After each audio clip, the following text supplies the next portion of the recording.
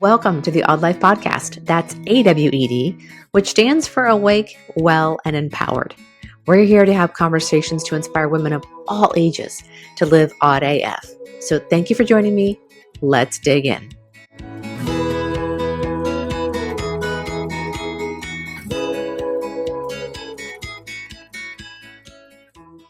Hello, my friends. Welcome back. I hope that you've had a great summer. All the kids are back in school, hopefully by now. And we are living our best life as we have a little more peace and quiet within the house. And if you're not there, I wish you well. Hopefully moments peace here and there during nap times. So I shared last week about our summer, what kept us busy and what kept me away from the podcast. But one thing that I'll never not have time for is reading. So I want to share basically what I read all summer, and maybe it might spark some ideas for you what to read. I love getting recommendations from other people, so this is what I've been reading all summer. And of course, I'm going to share a couple of funny stories as well. So first off, let's start with the story. So this summer when I was down at the beach, my daughter and I went there for almost a week, and we both wanted to bring books. I was finishing up a book on my iPad, and it was really hot down there, and so sometimes my iPad would get overheated. So I needed to go get a physical book. And she just finished her book, so she wanted another book to read as well. So we went to one bookstore, which was in Seaside. It was called Sundog, I think. And I really wanted to like it because I love all independent bookstores, but it was kind of a shit show. It was kind of a shit show in the fact that there was no organization. Things really weren't marked very well, and there was no alphabetical organization. It literally was shit everywhere. There was just no rhyme or reason. It was not alphabetized by title of the book nor the author. I don't know how they find anything. So I was frustrated. I couldn't find what I was looking for. I just wanted to find authors I normally read, or looking for a title based on what I had listed on my Goodreads of what I wanted to read, and couldn't find anything. So we left without buying a book, which is so odd for me to walk out without buying a book. But there's another bookstore down in Rosemary Beach that I always go to. It's called the Hidden Lantern. So I went down there the next morning and got ourselves a couple of books. So I found one that is not a beach read, but I've been looking for it via the library. I normally don't, and just let me back up for a second. Normally I don't buy fiction books just because I'm normally not going to read them again. It has to be a really, really good book for me to read it again, just simply because I've got too many other books to read. And to spend time reading a book again takes time away from those books being read. I will read a book again if, let's say, for example, I've read the book before and now a movie's coming out. So I will sometimes read that book again if it's made into a movie, just to familiarize myself with the characters, the storyline, all of that. I will always support authors I know. I always buy their book because I know how hard it is for book sales, how hard it is for authors to make a living.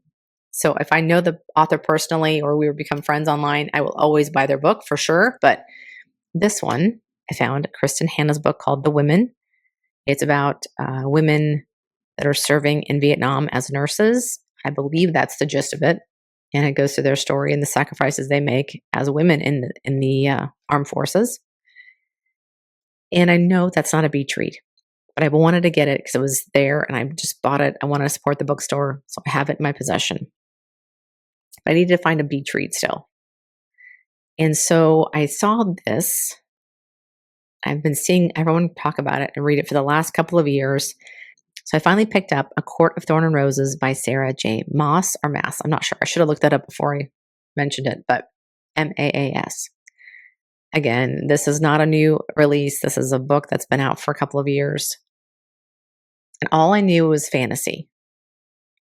And I've only read maybe one other fantasy book in the last 3 or 4 years.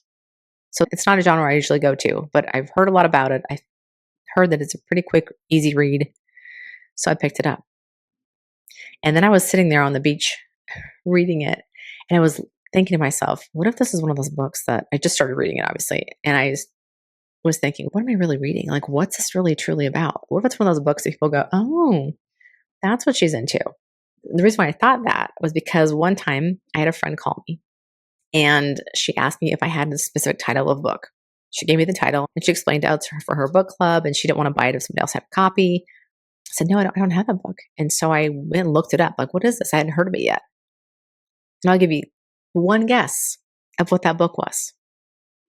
It's probably 10 years ago, 10 plus. Yes, it was 50 Shades of Grey. And I started reading the reviews and I'm like, oh my gosh, this is what they chose for book club? I mean, not to throw shade on them, but what's there to talk about? I mean, who chose this book? There's no plot. There's no plot. And it's horrible writing based on what I've seen. I did not read that book. I never picked that book up. None of the books in that series. I cannot read bad writing. If it's horrible writing, I will put it aside. I cannot. I don't care how popular it is. I don't care how juicy it is.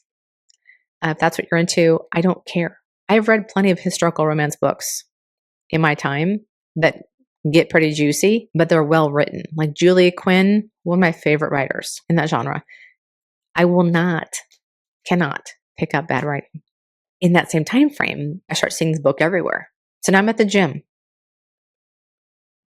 and I see a girl on the machine. It's called the abductor adduction machine. It's the one where you push the weight out with your thighs. You're working your outer thighs or you push it in and working your inner thighs. I shit you not.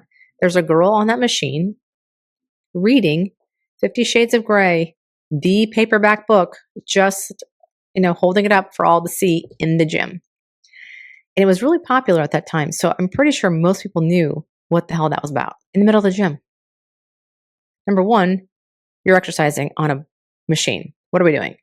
You're not on the treadmill. You're not on a bicycle. She's on a machine lifting weights, reading a book. I was like, okay, interesting. But it was that book. And then another time, shortly after that, our neighborhood has a pool. Went to the pool, mom, daughter, sitting side by side on the lounge chairs. I don't know how old this girl was, but she was definitely somewhere between high school and college. And she has got 50 Shades of Grey on her lounge chair, reading it in front of the entire pool. I'm sorry, that's the kind of book that you want to get, I think, maybe on your iPad and not let people know what you're reading. I don't know. There could be I don't give a shit factor in there, but for me, I don't necessarily want to advertise I'm reading some smut. I just don't. So I'm sitting on the beach in Florida this past summer going, oh my God, all I know is this thing's a fantasy book. I don't know anything else about this. Hope to God it's not one of those kind of books. I think I would have known immediately if it was shit writing or if it was one of those. There's a romance story that happens out of this. It's a great plot and it's a good read. I feel like it was well written. Characters are fully developed. When I get home, then I get the next book. This is book 2. And then I get to book 3. And they're all pretty damn good. So I read all of them. I'm great. And I end up going to find the next book. I'm looking for book 4. 5 total books in this series as of right now. So I'm looking for book 4. And I go and I look up, this is called book 4. So I grab this one. However, I'm wrong. There's a 3.5. So that's technically the 4th book. This is the 5th. But they call it book 4 because the other one's listed as book 3.5. I don't know why they do that. Doesn't make any damn sense. So I'm reading this one. There's a whole year gone. I don't know really what's happened. But we get onto a storyline that now it's kind of like that. Like it's kind of smutty. And I feel like the plot's pretty and I don't like the character they're talking about in this one. She annoys the shit out of me. Her attitude sucks, the whole thing. I know she has this character arc, of course, but it takes a long time to get there. And this is the most annoying book. And people I talked to, this became their favorite one. I was like, what? I completely just don't see it. So some people love it. I didn't like the last one. But books 1 through 3, I got it. I'm all good. Easy reading, great reading. Love the storyline. I didn't even go back and read 3.5 because what's the point at this point? Book 1 through 3, gave them a thumbs up. The last book, which I skipped the 4th, this is the 5th. Didn't love it. So take that for what it's worth. Other people loved it. I reached out to friends. They're like, oh yeah, the last one's really good. I'm like, really? Okay. Because the 4th one drove me nuts. And then realized I was reading the last one, which sucked.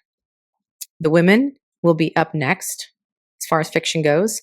I am currently going through the Jacqueline Winspear's Maisie Dobbs series. It is a historical mystery series. Maisie Dobbs is a female private investigator in the 1920s, 30s timeframe.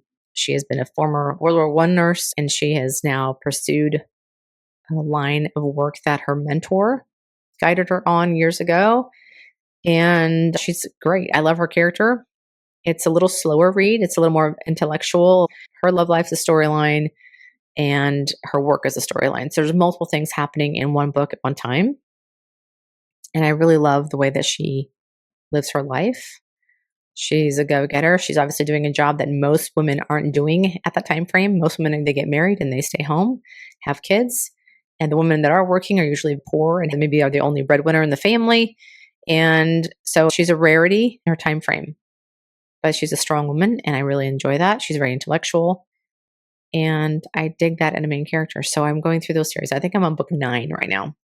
And what I do is I get the audiobook as well as the ebook. So I'll read the ebook at night on my iPad. And then let's say I'm driving in the car, maybe a long road trip, or 15, 20 minutes down the road, I will then switch to the audiobook. I'll find the place I left in the ebook, go to the audiobook version, and I'll keep going. So I can go back and forth. And then at night, I'll go back to the ebook. So that helps me get through a book a little quicker, because sometimes if I'm driving, let's say to Colorado to see my boys, I'm driving 8, 9 hours. And then I can't get back to my book for a while. I can get a lot done through the audiobook. So I'm getting through books a lot faster if I do that, especially with the fiction books. And actually, I like listening to the audio simultaneously, because then I can also get a feel for the characters. If it's a really good narrator, they change voices with the characters, and I can get a sense of what they sound like. So then when I go back to read the book, I feel like I know the characters just a little bit more. So I really love that. That's an idea for you if you want to get through a book a little faster. Get both versions, and you can really crank it out. So that's what I'm listening to and reading in fiction. I did get a couple more books recently. I did go on a little mini vacation around Colorado with my husband after we helped move our youngest into his college dorm room. And so we did a little side trip before coming back home to an empty house. And I always love to visit an independent bookstore on my travels. So Colorado, this last week or so, I ended up visiting a couple different bookstores in these little towns we stopped in. And I picked up 2 while I was in Durango. One is called Wayward by Amelia Hart. This one is a historical fiction book, meets fantasy, meets magical realism, has a storyline of witches in here. It goes back and forth between 1942, I think it's 1619, and 2019. It was a winner of Best Debut Novel and also a winner for Best Historical Fiction. This is on the recommended shelf by the employees there at the bookstore, so I got that one. And then another fiction book was called Woman of Light. And that is by Hallie Einstein. And this is about another strong woman. It connects women over generations and their family history. I don't know a ton about it, but again, it's a national bestseller, recommended. The story is set in the Southwest of the United States. So part of Colorado, part of New Mexico, that area. And again, recommended by the staff at the bookstore. It was called Maria's Bookshop in Durango. Cute little bookstore. I did share that on Instagram. I'll put it in the highlights of my trip so you can find it there. But great little bookstore. Those are my next other fiction novels I'm going to be reading. On to nonfiction. Right now, I am still working through Sacred Contracts. This is another book by Carolyn Myss. It's pronounced Mace, but it's spelled M-Y-S-S. She wrote the book Anatomy of the Spirit that I talked about last season. And I really loved this way of looking at spirituality. So if you're Christian, if you're Hindu, if you're Buddhist, if you're Jewish, you can understand it from a higher power viewpoint, however you want to. And it's just basically acknowledging there's a higher power and how you want to see it, but the higher power is in relation to you and how you recognize the energy in the world and your own power and what you can do with that. In this book, specifically, she talks about awakening your divine potential. Basically asking the question, why am I here? What am I here to do? And who am I here to meet? And being able to navigate that throughout your life by looking at different archetypes of what you may be showing up as right now, in your life and where you may be headed, and why the people that you're meeting are so important right now because they're helping you unveil your purpose. And I see that when I look back on things that pique my curiosity. As my kids started to go to school, I started reading books again, and I started to get an idea about writing a novel myself. I mean, who was I? I didn't go to school for this, didn't study any sort of fiction writing in college. Yet I had these characters in my mind that were sitting there and people I wanted to write about. And so I followed that. And I did talk about this in one episode a long time ago, but I think that curiosity led me to meet people in the writing community. One of those was Nina Badson, on the podcast, season 2.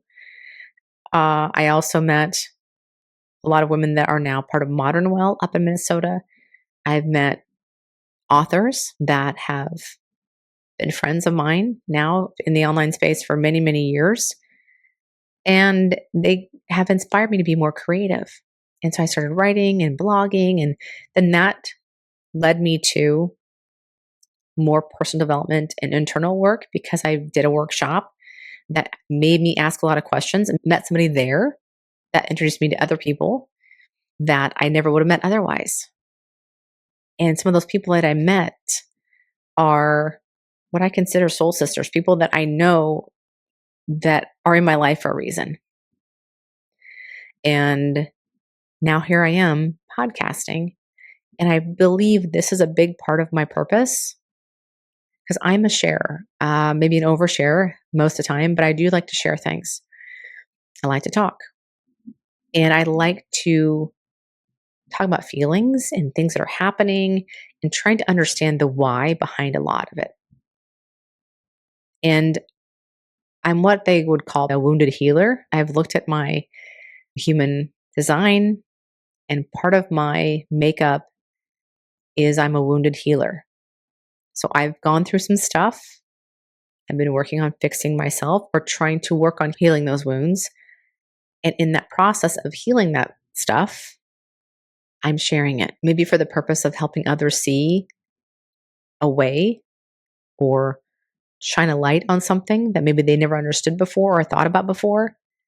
And it turns a light bulb on in their own mind of maybe that's why I'm doing this, or this is why I feel this way. And what if I explored a route like hers to help me figure out how to heal? And so I think a lot of times I'm just really living out loud in order to help others either find healing or become more of themselves. And as this has grown, of course, here we are with the Odd Life. This came about because of people I followed that challenged us to give up something. I gave up alcohol, and within 3 or 4 months, all the lights started to come on. And the way I started living was completely different than what I had been. And I will never go back. So now that's part of my healing process as well. And all these people that I've met along the way have helped me get here. Either they sparked an idea, or they've asked me questions, or they've pushed me to understand more about myself, or they've inspired me. And so I think this book is helping me understand how that all comes together. I just want to understand it more and understand how to recognize situations, people as guideposts for me and the direction I'm supposed to go, if that makes sense. And I really want to utilize this book to help me recognize the right path and the right people I'm supposed to meet and understand why I'm meeting them, and always have my eyes wide open, my intuition tuned in to those situations. So that is what I'm reading in the nonfiction world. The other one that I got as I was traveling, I bought this one in Ouray, Colorado, the Ouray Books. Chloe was working, and I walked around and I found this one. It's called Windswept. It is by Annabelle Abbs. It's about walking the paths of trailblazing women. So it's sort of a travelogue, memoir / historical inquiry. She talks about her own life, but also there's journals and acknowledgement of other women who are reclaiming wild landscapes for themselves and really about the act of walking. So I thought, well, that's pretty damn inspiring. I love walking, hiking, all that. And so I got that one. So that's what I'm reading right now. I have been really away from listening to podcasts because I'm trying to read more. I've got a goal of reading 52 books this year. I'm probably about 7 or 8 books behind. So I've got a lot to do. I'm at a point where I want to hit this goal so bad. I've fallen short forever. I don't think I've ever hit this goal. So I may have to add like a children's book or something, an easy read. I don't know, but I'm going to get it done. So that's my list for the summer. That's what I ended up reading, what I'm planning on reading, what I bought. I do want to share something though. I feel like reading for me has been one of the biggest needle movers in my emotional and spiritual health. When I started reading again, I used to read as a kid and I took a break in high school and college. And when I started having kids, it was when I was a mom of two. I had a young baby at home and I had no outlets. I was constantly chasing a toddler around, nursing a baby, all the things that you do as a young mom. And I didn't make enough time for myself. One of the things that I could do was read. Nap time, when a child was nursing, at night before bed, there was something about reading that calmed me.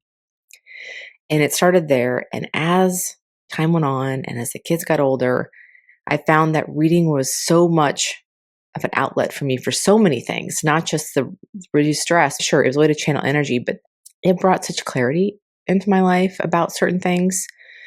I started reading more nonfiction. I loved historical fiction. It was a great escape. It was a way to reduce stress. It was a way to explore different worlds, boost my imagination, those kinds of things with that. But the nonfiction stuff is what really helped me understand myself better, understand the world better. And so I cannot recommend it enough to really get a grasp of who you are as a person, who you are deep down. I think even the fiction can help with that too. You put yourself in the character's shoes and you wonder what you would do in that situation. Would you be able to do what they did? How would you handle that differently? There's so many benefits to reading. Number one, empathy. That's, I think, the biggest one. You begin to understand other people's emotions. You see their perspective. It helps improve your social cognition, the ability to read the room. It helps reduce stress.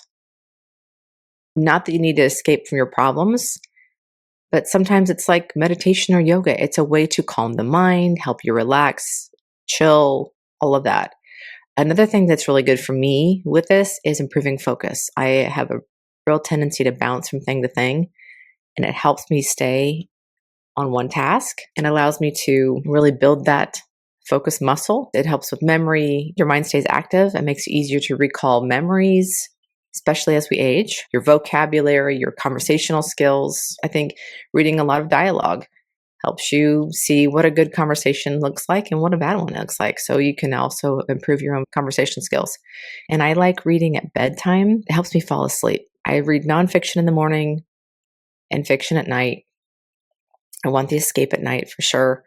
I tend to choose it over a TV show a lot of times, unless it's a really good one. But I will read a book every night before bed, and it helps me calm my mind, gets rid of that monkey mind, and I can fall asleep a lot easier that way. I love the nonfiction stuff because it helps me learn stuff. That's why I love listening to podcasts too, because I learn things. I want to know more.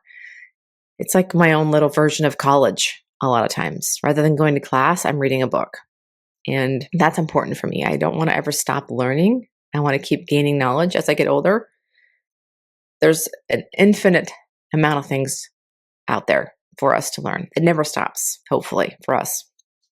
And it's amazing what you can learn and what little nuggets you end up storing away. You may not use that information initially, but down the road, it will come up and you'll go, oh, I know how to handle this, or I know the answer to this because I've read something about this a while ago, and it's lodged in your brain. And as we age, we want our brain to stay as healthy as possible. So reading is so important for those kinds of things. I mean, there's tons of other benefits like improved brain connectivity, your lowered blood pressure and heart rate, helps you fight depression. It prevents cognitive decline, and it actually contributes to a longer life. So what's not to love about reading? It's not just for nerds, I swear. It's for everybody. Everybody. So I hope you take time to open some books this fall. So share with me Either share in the Instagram post for this podcast episode, or if you want to join our community for the price of a latte, come hang out with us, get in the chat in our community. It's on Patreon. We have the link in the show notes, how to get in there. You choose if you want to be a basic member or a VIP member. And the VIP is live streaming once a month. We're going to start a book club. I want to wait till we have 5 people as VIP members. And once we get that 5, we'll start the book club. So be an inaugural member of the book club. Start from the beginning. Hang out with me. We'll read some great books. I'll take your suggestions. We'll pick something. I want this to be a community effort, not just me blabbing at you in the book club either. So let's talk over there about all of this. Let me know what you're reading, what you loved this summer, what you hated. That way I know what not to pick up. Let me know. I would love to hear. All right, that's it for this week, you guys. Again, check out our Patreon page if you want to join and be part of our community. I want you guys to be amongst other women. This is women only. We're going to create a safe space just for women. I don't want to be discriminatory, but this is for women, about women, by women, and this is our space. And I think it's important to have a small paywall just to keep some skin in the game. Like I mentioned last week in the episode about why I'm doing this, I feel like having a small paywall makes it affordable for everybody, but also it keeps people from just coming in and lurking, which can easily happen if you do a Facebook group. It can be really easy to sit and just read all the comments and not comment and not be a participant in the whole conversation. And I want this to be a conversation by all. I want you to use your voice, ask your questions, get to know each other. This is for you.